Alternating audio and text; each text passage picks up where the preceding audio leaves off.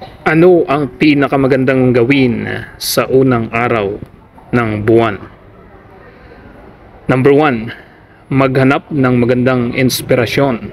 Halimbawa, magbasa ng aklat, alalahanin ang mga karanasan na nagpasaya sa iyo at upang ikaw ay maging positibo, inspirado at gagawa ng higit pa sa nagawa mo noong mga nakarang araw. Isa sa mga inspirasyon ay pwedeng ang pamilya, kaibigan, o iba't ibang karanasan na nagpasaya sa iyo. Number 2, mag-isip ng kakaibang proyekto na pwedeng maging produktibo ka sa buwan na ito. Yung mga hindi mo pa nagagawa o di kaya yung hindi mo pa natatapos. Pagpapabuti ng iyong buhay ay isipin mo. Number 3, planuhin ng mabuti ang gagawin.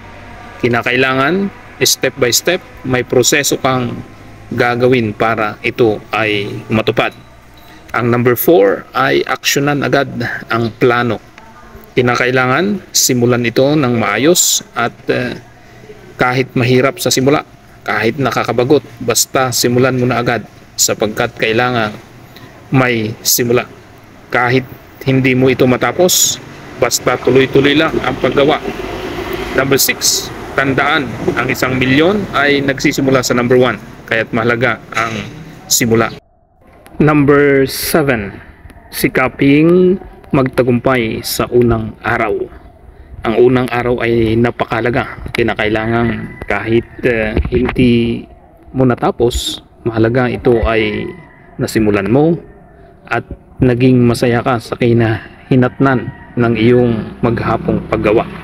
Kaya nga napakahalaga yung pagplano nito at dapat yung proyekto na gagawin mo ay maging kapaki-pakinabang upang kapag natapos ang araw na ito ay maging inspirado ka, naging produktibo ka kasi at naging matagumpay ang iyong araw. Para sa susunod na araw ay baon-baon mo ang magandang momentum na nasimulan mo ngayong unang araw ng buwan at maging sa unang araw ng linggo, unang araw ng taon, basta unang araw, napakahalaga na masimulan mo ito sa pinaka maganda.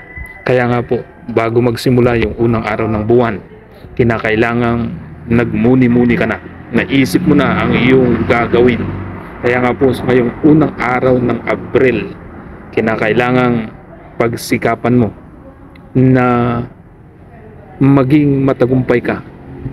Ang unang araw na ito ay dapat inspirado ka na. Yung mga karanasan mo nung mga nakangaraang araw ay kung naging malungkot ka, naging bigo ka, ngayong araw ay baguhin mo. Simulan mo ito sa exercise. Katulad ngayon sa aming barangay hall, bilang mga barangay officials, ang lahat ng barangay official ay nagkaroon ng exercise para dumaloy ang dugo sa katawan ng maayos at ito ay maging inspirasyon sa bawat isa. At inaasahan na itong unang araw ng April ay lalo magiging mas matagumpay ang bawat isa.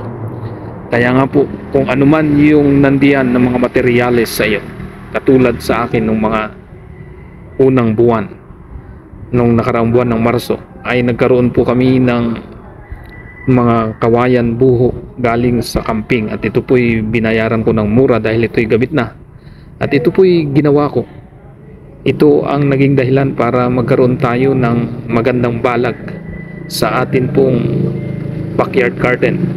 At ito na nga po, yung atin pong nagawang backyard garden ay unti-unting lumaki ang ating mga alagang paakyat dito katulad ng upo, kalabasa, talong, hindi po talong kundi sitaw, ganun din po ang patola.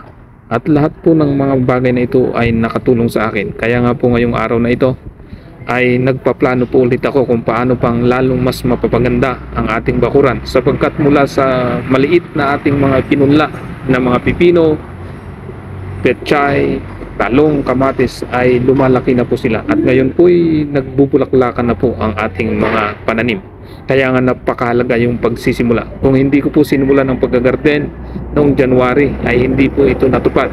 Opo, noong January ay nagkasipa-sipa ang ating mga alaga, sinipa ng mga manok. Pero ikinulong natin ng maayos ang ating mga manok at muli tayong nagtanim ng panibago. Kaya nga pangalawang batch na po yung ating itinanim at iyon na po, doon na po nagsimula.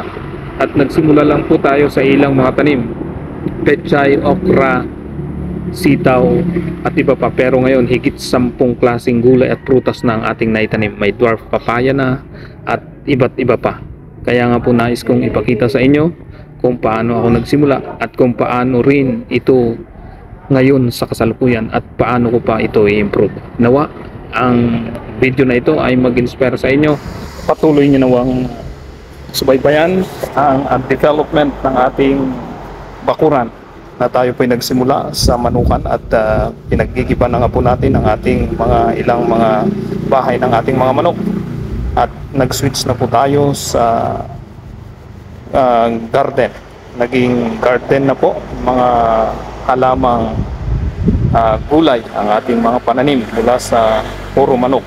At ito na nga po, namumulaklak na po ang ating mga kalabasa, namumunga ng ating mga okra at pati mga patula ay naulaman na po natin. At ang upo po ay patuloy na rin po mga lumalaki. Kaya nga po ini-encourage kita na matuto sa atin pong karanasan at nawa paki-share din po and like ang video na ito. At kung hindi ka pa nakasubscribe ay paki-subscribe na rin po. Hanggang sa muli, magkita-kita po tayo. Maraming salamat po. Bye-bye.